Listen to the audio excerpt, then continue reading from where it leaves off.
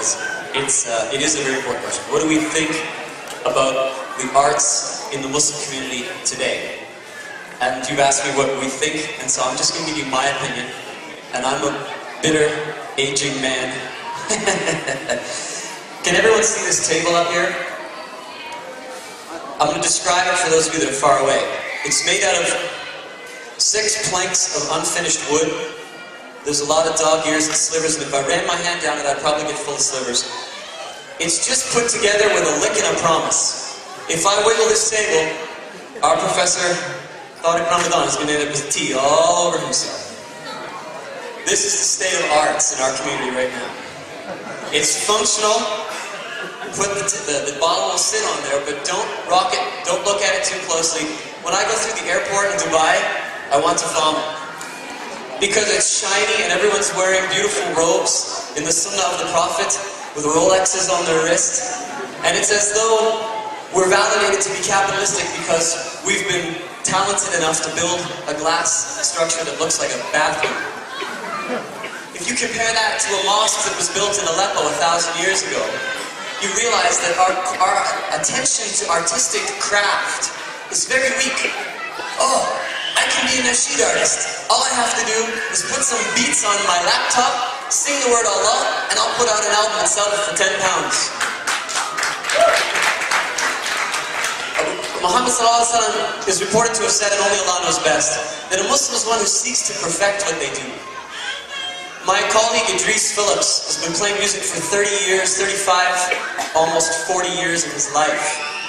He's a honed musician, he's a talented composer. And he lives and breathes music, not because he wants to, it's because that's who he is. We need artists in our community who wake up in the morning and say, I have to do this because I feel the need to follow the 6 C's that Dr. Tariq described. I feel the need to communicate. I need to connect. I need to contest. I need to be a part of this community. I need to do this, and this is my mission, and this is my focus. And that is what drives me each day. Not artists who say, man, I don't really want to get a job or go to school. Because I used to get letters from children that said, Brother Dawud, here's a song I wrote. Now I get letters from children that say, Brother Dawud, I want to be a nasheed artist. How much money do you make? I'm not joking. I get these. And it's tragic because maybe number 7, the 7th C should be craft. Honing that craft of our faith and our identity and who we are. And if you are an artist, and you really feel the need to express, you will only be as good as the last album you made, and you will only be as good as the last idea that you put out to the world. And every night, when I lay in bed, I think of the last album I made, and I say how horrible it was, and I can't wait to get in the studio to try and make it better next time. Because we need to perfect ourselves. Not just build these shabby airports in Dubai that look pretty, but one sandstorm and it's gone. Or build a little table that holds the water, but lean on it and fall over. We need something lasting, so that in 75 years from now, people say Outlandish was the voice of young Muslims in Europe in the 1990s and in the early part of the century. Not say, well, boy, we had this watery music. We need to be able to truly use this talent and hone this talent. That's my opinion, that's what I think. And there are some wonderful artists doing it. I have a lot of other Muslim artists that think I'm always tearing a strip off them, and I'm not. I just feel like we need to be critical. C number 8. Critical. Be critical of yourself, be critical of the world around you, and try to be the best you can be. And just with that in mind, there's a sister here, I don't know if she's in the room, but I'm so damn proud of her. Because when I came to Living Islam a few years ago, she came up to me with some cards that she'd made, some gift cards. She said, brother, I'm starting my own business, here's the cards. And I bought those cards and sent them to my friends, and now she's got a whole booth over there full of cards and artwork and paintings, and she's honed her craft. And I could go on about it for hours because it excites me so much. But that is what we need, is that spirit of contribution and communication. Hone the craft, artists. And then, inshallah, we can be that voice that we need for our generation. Inshallah.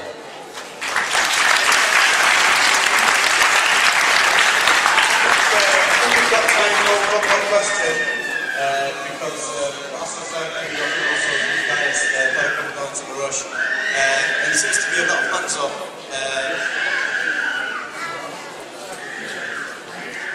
So one more question, inshallah.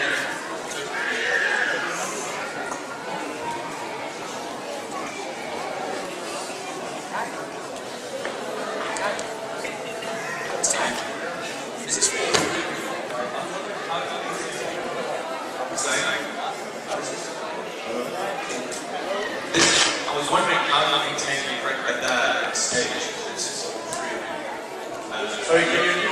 question.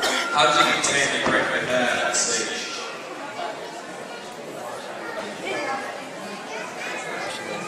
You don't do a lacoste?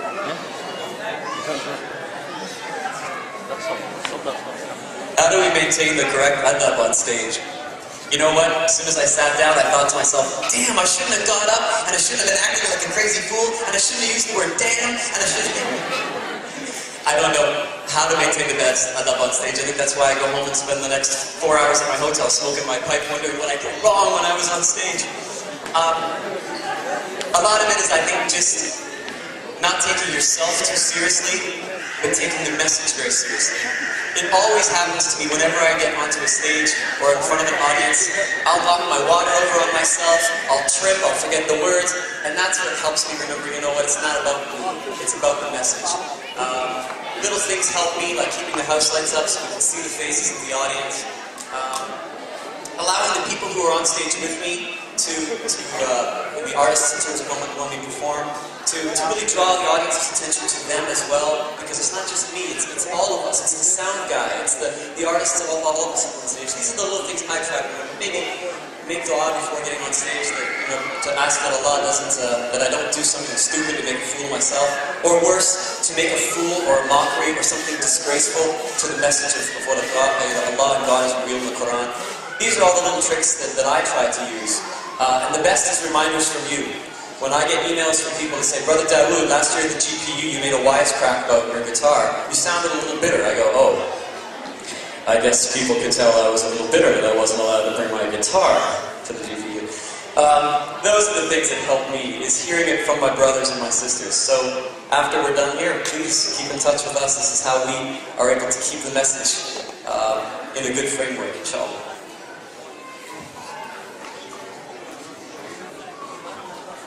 I did say there was time for 2 more questions, didn't I? So we've got time for 1 more question.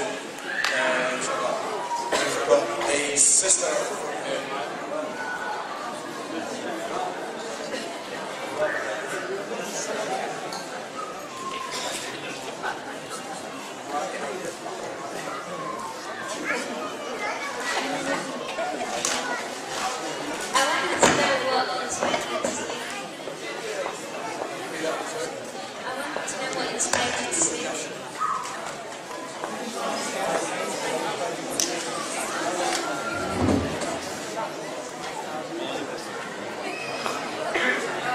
What inspires,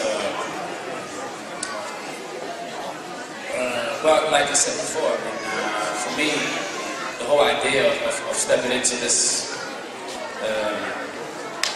business and this, the art of expressing yourself is life, basically. Just to somehow show the world that you exist. And this is something that we can do through art.